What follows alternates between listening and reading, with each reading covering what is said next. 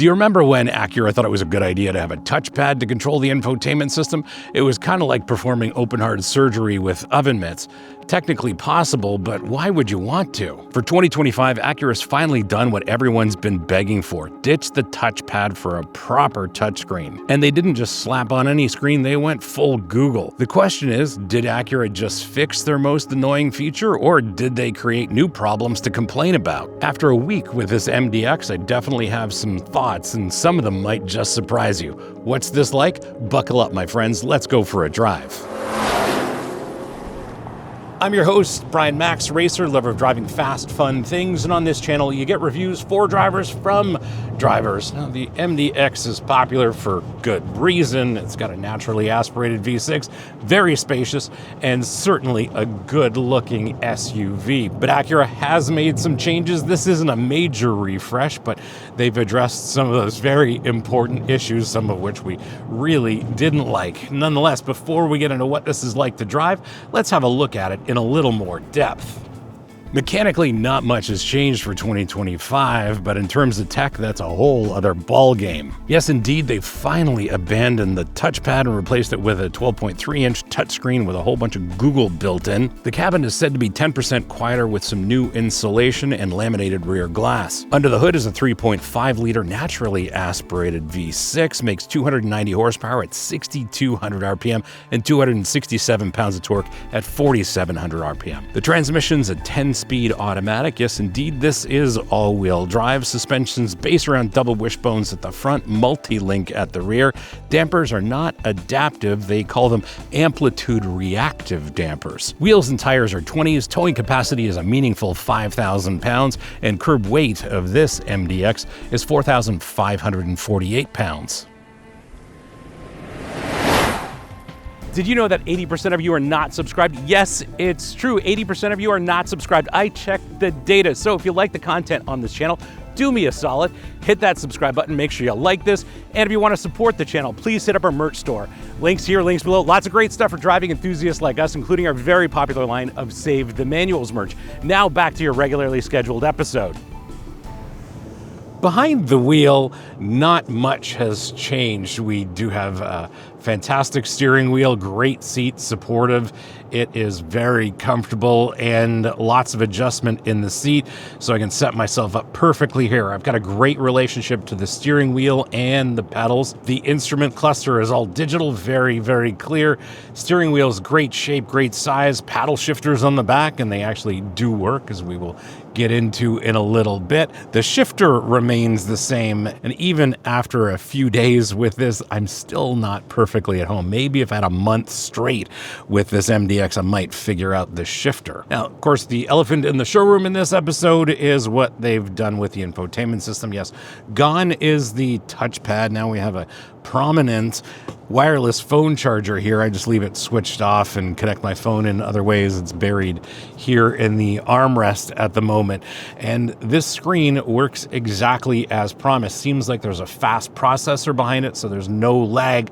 And the Google integration is interesting. So you have Google Assistant as well as Google Maps, and both are powerful on their own. For the most part, I use the system on Apple CarPlay. Very happy with it on CarPlay, and the display is very clear. It's visible in all kinds of lighting conditions. It's not just the fact that the touchpad is gone, because that just didn't work as far as I'm concerned, and it's like Acura was actually listening to what I was saying, but the touchscreen actually works, and it's a game changer. I think they've gone straight to, let's just pretend the touchpad never existed. Everything works as it should, and that's a refreshing change from Acura's old attitude, which seemed to be, let's just make it different because we can. The heads-up display actually shows you traffic signs, which is good for those who treat speed limits as friendly suggestions. In terms of visibility, you're in an SUV, of course, you're seated high off the road, so you got a great perspective.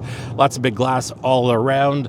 The outboard mirrors are large. Adjust those properly along with your rear view mirror, and blind spots don't exist because on this channel we know blind spots are a myth. There are parking sensors and cameras, so very easy to park this thing, although I will say the turning radius is on the larger side than at least I remembered or I anticipated, so Sometimes you've got to do a 3-point turn to park this into some tighter spots, but it's just fine. Again, those parking sensors and cameras will help you park this in tight places. I don't talk about details like this very often, but I think whoever designed this curvilinear stitching on the upholstery is someone who really enjoyed geometry class. Fun fact, Acura says this cabin is 10% quieter than before, which is, I suppose, good enough for you to question your life choices in peace. In terms of spaciousness, well, this is a mid-size SUV, so there's lots of room here in the front row and in the second row. The third row, I'd say that's probably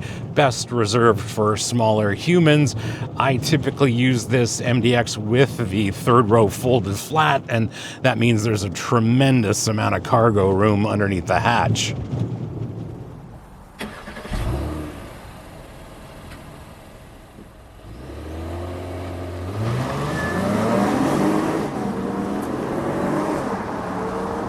In terms of acceleration, this will do 0 to 60 in 6.4 or so mid-6s. It's not too bad. It's definitely more than quick enough to get out of its own way, and acceleration is a blast because you've got this lovely 3.5-liter naturally aspirated V6, and these are few and far between in 2025. You expect a turbo here, and that's thankfully not the case. It sounds great. It makes horsepower way up in the rev range and a decent amount of torque in the mid-range. What it does lack against some of the competition, of course, is the benefit of a modern turbo where they make maximum torque at, less than 2,000 RPM. But even so, this has got a 10-speed automatic paired with it, so the engine can be flexible and the automatic works exactly as prescribed. There's more than enough ratios to help you motivate this MDX up to speed. Getting up to highway speeds, no trouble at all. And again, with those 10 speeds, lots of flexibility. So when you are at highway speeds, it's more of a relaxed cruising experience than a high-strung, close-ratio gearbox kind of setup. And that's exactly what luxury buyers expect, a more relaxed driving experience on the open road. And on top of that, Acura says they've made this a little bit quieter for 2025, and it is indeed a very quiet driving experience. Certainly, I appreciate it. While I've been testing this MDX, we have gotten a little snow, and of course, I had to take this out in some snow just to see what the super handling all-wheel drive was about. And when the road surface was covered in snow, this thing has incredible traction. Yes, we are in some winter tires, but that's the way you should do it in this part of the world where we do get snow for a good portion of the year, and it works just flawlessly. On one hand, I do appreciate that this isn't the Type S with the Type S's all-wheel drive. This is an A-Spec after all. I would like a little bit more torque transfer to the rear axle, and the way they resolved it for the Type S, very much to my liking. This is a little bit more crowd-pleasing, but I really can't complain because in that snow, this thing has grip for days, way more than I thought it would. Gave me all the confidence to accelerate, and then, of course, we'll talk about braking in a bit, but with these winter tires, this thing has incredible braking. Still, in the snow, this thing has incredible traction. There's a good bit of snow on the road, and between the all-wheel drive system and these winter tires, I had traction for days, no trouble accelerating at any point in the snow. I do think that the jewel of this entire drivetrain is that 3.5-liter all-aluminum V6. It just works brilliantly. It's so smooth, sounds great, certainly sounds better than a 4-cylinder turbo would in this application. And we know Honda and Acura make some brilliant engines, and this is no exception.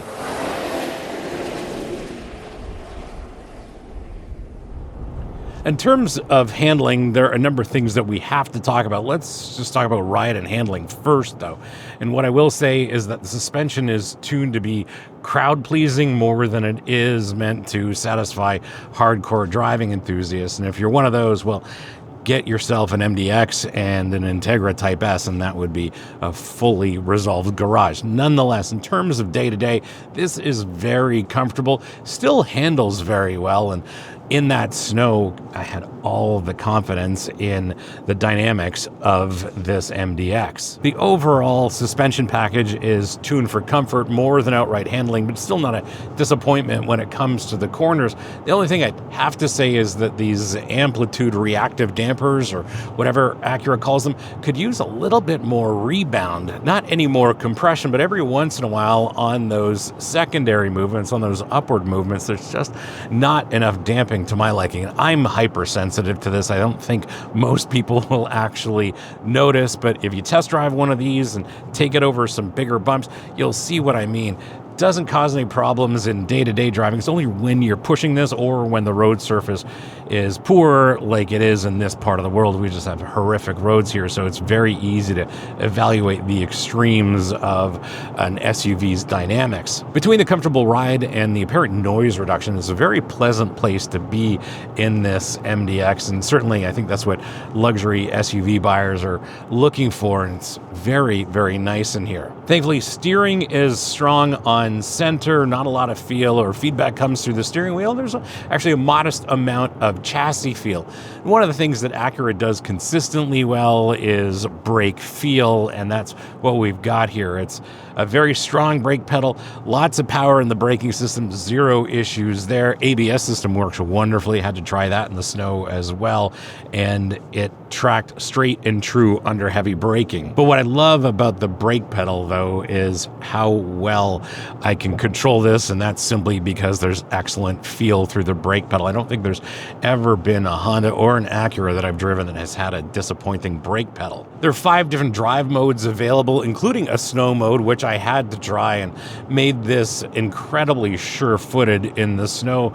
The sport mode changes a bunch of different parameters, including throttle response as well as the transmission shift algorithm. Appreciate that. And there is an individual mode if you want to set up your own specific drive mode, and all of it works very well together. Thankfully, there are noticeable differences between all of the different drive modes. And overall, from a dynamics perspective, ride comfort is definitely prioritized because it does say A-Spec on the outside, not Type S, so it's very comfortable in here. It's a very quiet experience, and on top of that, it's very luxurious while still retaining a little bit of sporting dynamics.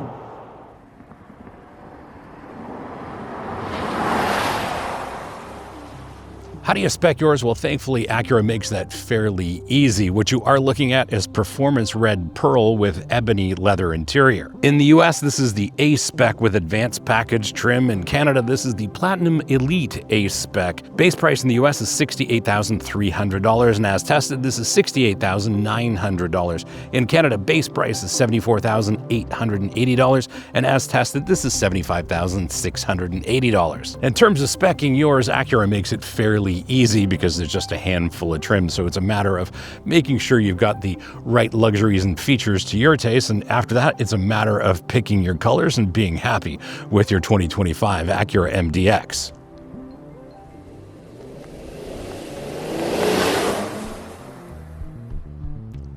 My verdict, well, they definitely fixed the infotainment interface, which was a big thing, and the fact that Google's on board may be a boon to some and a distraction to others. I just like the fact that it still works on Apple CarPlay. And the good news is the touchscreen is as responsive as your smartphone. The Google integration actually works, and you don't need a PhD in computer science to operate the whole thing. For less than a base German luxury SUV, you can get a fully loaded MDX with tech that's going to make NASA jealous. It's like when you get upgraded to the executive suite from a basic room, except in this case, you get the MDX's good looks and that brilliant V6. Overall, as far as I'm concerned, the Acura MDX is better than ever. Now, if they could only fix that shifter. Thanks for hanging out with me today and having a look at this 2025 Acura MDX. Hope you liked this episode, and if you did, you're not new, you know what to do. Smash the subscribe button, turn on your notifications, like this, and as always, sharing is caring, so please share this with your friends, especially on Reddit, because on Reddit, they really need to see reviews for drivers from drivers. If you have any questions or comments, please leave them in the comments below. I'll get back to you as soon as I can. And if you want to support the channel, please hit up our merch store. Links here, links below. Lots of great stuff for driving enthusiasts like us, including our very popular line of Save the Manuals merch, and Acura still makes manuals. Thanks, Acura. Anyway, thanks again for watching. We'll see you again next time. And remember, cars don't understeer by themselves, not even Acura MDXs. If you've hung around this long, well, have a look at our last MDX episode, which was the Type S. It's 2024, not the 2025, but it'll provide a great contrast to the dynamics, especially of this 2025 MDX A-Spec.